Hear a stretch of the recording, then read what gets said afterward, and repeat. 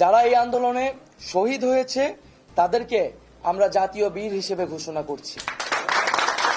এবং এছাড়াও যারা এই ফ্যাসিস্ট রেজিমে গত কয়েক বছরে শহীদ হয়েছেন তাদেরকেও আমরা আজকের এই দিনে স্মরণ করছি।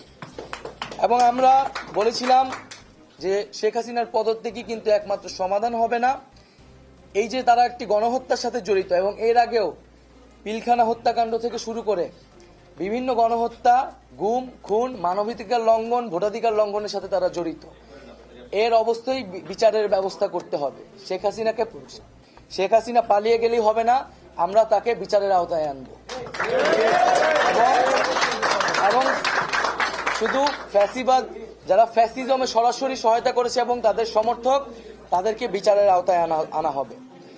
এবং আমরা বলতে চাচ্ছি যে অভ্যুত্থানকারী ছাত্র নাগরিকের সমর্থিত বা প্রস্তাবিত সরকার ছাড়া আমরা কিন্তু আর কোনো ধরনের সরকারকে সমর্থন করব না।